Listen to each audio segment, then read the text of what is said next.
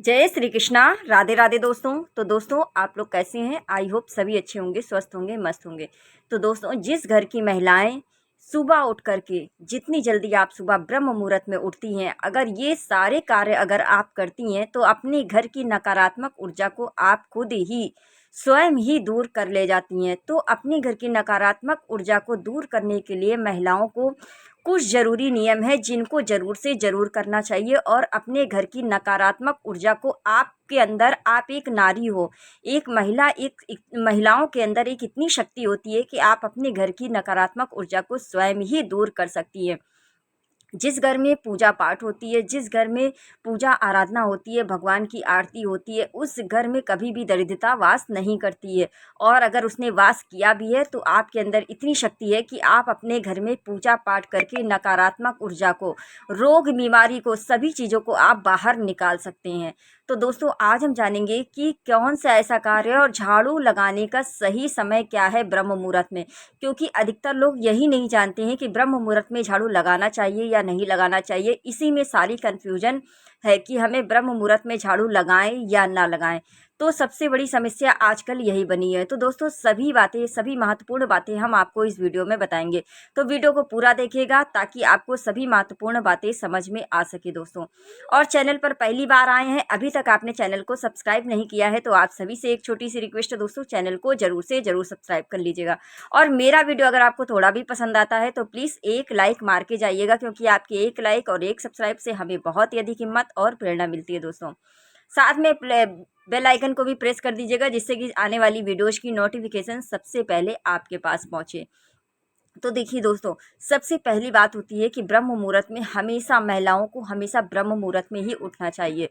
ब्रह्म मुहूर्त का जो समय होता है वो 4 से 5 होता है। इस समय का मैं बता रही हूँ, इस समय का 4 से 5 का समय है। तो आप लोगों को 4 बजे बिल्कुल भी बिस्तर छोड़ देना चाहिए। झाड़ू लगाने का सही समय जो होता है वो ब्रह्म मुहूर्त में के पहले, जो लोग 3 बजे, साढ़े 3 बजे उठ जाते हैं और तुरंत ही अपने घर की झाड़ू लगा देते हैं, तो ऐसा नहीं करना चाहिए। झाड़ू लगाने का सही समय है, आप ब्रह्म मुहूर्त में झाड़ू लगा सकते हैं। ऐसा नहीं है कि आप ब्रह्म मुहूर्त में झाड़ू नहीं लगा सकते। बिल्कुल अपने घर की जितनी भी नकारात्मक ऊर्जा है, नकारात्मक चीज़ें हैं, उनको बाहर कर सकते हैं ब्रह्म मुहूर्त में। इसलिए झाड़ू लगाने का विधान है, आप ब्रह्म मुहूर्त में झाड़ू लगा सकते हैं, पूजा आराधना कर सकते हैं। लेकिन आपको उसके पहले, ब्रह्म मुहूर्त के पहले आपको घर में झाड़ू लगाने का फिर कोई मतलब नहीं है। अगर आप उससे पहले साढ़े 3 बजे, 3 बजे उठकर आप सोच रहे हो अब हम जल्दी से उठ जाएंगे और आज का सारा काम ख़त्म कर लेंगे, तो उसके पहले आपको झाड़ू लगाने का कोई मतलब नहीं है। आप सोच रहे हो कि हम 3 बजे उठ के और 3 बजे झाड़ू लगा लेंगे, ऐसा नहीं है। फिर आपके घर में नकारात्मक ऊर्जा, पितृ, जहाँ आपके घर में प्रतिदिन पितृ आते हैं रात में, आपके किचन में ज़रूर से ज़रूर आते हैं। तो कभी भी ऐसी गलती ना करें अपने घर में, और अपने घर में हमेशा ब्रह्म मुहूर्त में ही झाड़ू लगाएं। ब्रह्म मुहूर्त में नहीं लगा सकते हैं तो बाद में लगाएं, लेकिन ब्रह्म मुहूर्त के पहले आपको झाड़ू नहीं लगाना है। ठीक है, तो समझ गए होंगे सही भाषा में कि किस तरीके से हमें ब्रह्म मुहूर्त में झाड़ू लगाना चाहिए या नहीं लगाना चाहिए। तो ब्रह्म मुहूर्त के पहले अगर आप लगाना चाहते हैं तो कतई अपने घर में झाड़ू ना लगाएं, और ब्रह्म मुहूर्त में अगर आप लगाते हैं तो बिल्कुल बेहद ही शुभ है। ब्रह्म मुहूर्त में आप झाड़ू लगा सकते हैं घर में, कोई भी दिक्कत नहीं है। उससे आपके घर की नकारात्मक ऊर्जा दूर होगी, जितनी भी बुरी शक्तियाँ होंगी वो सब दूर हो जाती है। झाड़ू के बाद अपने घर में ज़रूर से ज़रूर पोछा वगैरह भी लगाना चाहिए। ठीक है, अब बात कर लेते हैं। देखिए सबसे पहला नियम है ब्रह्म मुहूर्त में उठने का। तो जितनी जल्दी आप उठेंगे उतनी जल्दी आपके काम होंगे। और दहलीज में 1 लोटा पानी ज़रूर से ज़रूर छिड़के। आपके घर में पितृदोष है या नहीं है, तो भी आप सुबह जब मेन गेट खोलते हैं तो मेन गेट को खोलने से पहले आपको 1 लोटा हल्दी मिला जल, हल्की सी 1 चुटकी हल्दी डाल करके, या तो आप रात में भी किचन में भर के रख सकते हैं या फिर आप सुबह भी डाल करके, और गेट जब मेन गेट का ताला खोलेंगे तो वहाँ पर 1 लोटा जल आपको डालना ही डालना है। ठीक है, इस तरीके से आपको करना है। अब बता देते हैं, देखिए ये कुछ नियम है जो बहुत ही प्रभावशाली हैं। इसको करने से आपके घर में बरकत बनी रहेगी। उसके बाद आप अपने घर में जब भी मंदिर में आप पूजा करने जाते हो तो एक बात ज़रूर ध्यान रखो, जब भी जाओ पूजा करने तो हमेशा ध्यान रखो कि पूजा करने से पहले आपके घर में अगर कोई किसी चीज़ का विग्रह है, जैसे कि पीतल की मूर्तियां हैं या फिर किसी चीज़ की मूर्ति है तो उनको स्नान जरूर से ज़रूर कराना है। जैसे कि लड्डू गोपाल है, उनको स्नान जरूर कराना है, भोग जरूर से ज़रूर लगाना है। जो लोग बिना दीप के, बिना दीपक के पूजा कर लेते हैं धूप बत्ती जला कर, फिर उनकी पूजा का कोई भी मान्य नहीं होता है। अगर आपको पूजा भक्ति करनी है और आपको लगता है आपकी भक्ति में लगन है, आपको पूजा करने में लगन है, तो इस बात का ध्यान रखो कि आपको एक दीपक प्रज्वलित करना ही करना है। दीपक ही साक्षी है जो हमारी मन की बात को भगवान के पास तक पहुंचाता है। इसलिए जब आप अपने मन की बात कहीं नहीं पाओगे, आपके मन की बात पहुंच ही नहीं पाएगी, तो आपके घर की नकारात्मक ऊर्जा या आप बुरी शक्तियां कैसे समाप्त होंगी? समाप्त हो ही नहीं सकती है ना। तो इस बात का ध्यान रखो, हमेशा एक दीपक जरूर लगाओ। और अगर आपके घर में पीतल की कोई भी विग्रह है, मूर्तियां हैं, शिवलिंग है, तो उनको स्नान जरूर से जरूर कराना है। स्नान कराने के बाद एक सबसे बड़ी समस्या है, बहुत सारे लोगों का एक कमेंट आता है कि गणेश जी की पूजा हम नहीं कर पाते हैं, तो इसमें हम गणेश जी की आरती नहीं कर पाते हैं, तो इसके लिए क्या करें? तो देखिए, सर्वप्रथम हमारे जो पूज्य हैं वो गणेश जी ही हैं, और सभी को स्नान कराने के बाद जो हमारी पूजा होती है वो गणेश जी की ही मानी गई है।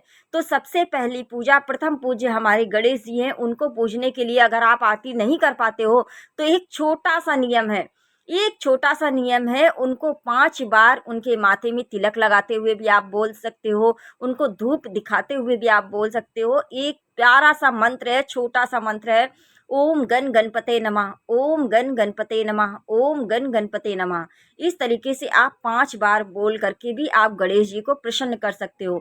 जरूरी नहीं है कि आप आरती करो, आपके पास इतना टाइम नहीं है, सुबह घर की जो महिलाएं होती हैं उनके पास इतना समय नहीं रहता है पूजा पाठ करने का, वो परेशान हो जाती हैं कि अब हम गणेश जी की आरती करें कि ओम जय जगदीश हरे की करें, इसमें प्रॉब्लम आती है। तो सबसे बढ़िया नियम है कि आप नहीं कर पाते हो गणेश जी की आरती, तो छोटा सा मंत्र है, ओम गण गणपते का मंत्र का जाप 5 बार आप बोल करके उसके बाद आप जिस तरीके से भी आरती करते हो, उस तरीके से जिस भी भगवान की आरती करते हो, जिस भी आप देवता को मानते हो, या जिस भी आपके जो भी कुल के देवता हैं उनकी आरती करते हो, तो कर सकते हो, कोई भी दिक्कत नहीं है। ठीक है, तो इस तरीके से आप, जरूरी नहीं है कि आप गणेश जी की आरती करो, इतना करके भी आप पूजा का पुण्य फल पा सकते हो। और हाँ, एक चीज़ याद रखना, दीपक आपको मंदिर में अपनी जरूर से जरूर लगाना है, क्योंकि दीपक ही साक्षी है जो हमारे मन की बात को ईश्वर तक पहुंचाता है। ठीक है, तो अपने घर में दीप और धूप और छोटा सा भोग, जो भी आपके घर में श्रद्धा पूर्वक आपके पास हो, जरूरी नहीं कि बहुत बड़ी बड़ी चीज़ें हम भोग लगाएं, जो भी आपके पास में है उसको भोग लगाओ, उसको भोग लगा करके, तो जो आपकी श्रद्धा हो उसको उसी श्रद्धा से आप अपने घर में भोग लगाना बहुत ज़रूरी है। मंदिर में जैसे आप खाते हो ना, तो आप अपने खाने से पहले हमेशा याद रखो कि ईश्वर को जो भी आपके घर में आता है, फल मिठाई जो कुछ भी है आपके पास, उसको थोड़ा सा अलग निकाल के रख करके उसके बाद थोड़ा थोड़ा भगवान को भोग जरूर से जरूर आपको प्रतिदिन लगाना है। तो इतना करने मात्र से आपकी पूजा का पूर्ण फल भी मिलेगा, आपके घर से नकारात्मक ऊर्जा भी दूर होगी, और जितनी भी बुरी शक्तियां हैं वो सब शक्तियां आपके घर से दूर होने लगेगी। ब्रह्म मुहूर्त में झाड़ू लगाने का सही समय भी मैंने बता दिया है। ब्रह्म मुहूर्त के पहले कभी भी आपको अपने घर में झाड़ू नहीं लगाना है, उससे आपको संपूर्ण पूजा का फल नहीं मिलेगा, आपके घर से बुरी शक्तियां नहीं जाएंगी। तो सबसे पहली बात है कि ब्रह्म मुहूर्त में आप झाड़ू लगा सकते हैं, और ब्रह्म मुहूर्त के पहले नहीं, ब्रह्म मुहूर्त के बाद भी आप लगा सकते हैं, लेकिन ब्रह्म मुहूर्त के पहले आपको झाड़ू घर में नहीं लगाना चाहिए। ठीक है, उससे फिर कोई मतलब, झाड़ू लगाने का कोई मतलब नहीं होगा। ठीक है, ये याद रखिएगा। तो सभी बातें मैंने आपको समझाई हैं कि किस तरीके से आपको क्या क्या करना चाहिए। तो दोस्तों, वीडियो कैसा लगा कमेंट में ज़रूर बताइएगा, और हाँ, मेरा वीडियो अगर आपको थोड़ा भी पसंद आया हो तो प्लीज़ एक लाइक मार के जाइएगा, और चैनल पर पहली बार आए हैं, अभी तक आपने चैनल को सब्सक्राइब नहीं किया है, तो आप सभी से एक छोटी सी रिक्वेस्ट है दोस्तों, चैनल को ज़रूर से ज़रूर सब्सक्राइब कर लीजिएगा, और कमेंट में श्री हरि कृष्णा लिखना बिल्कुल मत भूलना। चलिए दोस्तों, मिलते हैं नेक्स्ट वीडियो में। राधे राधे।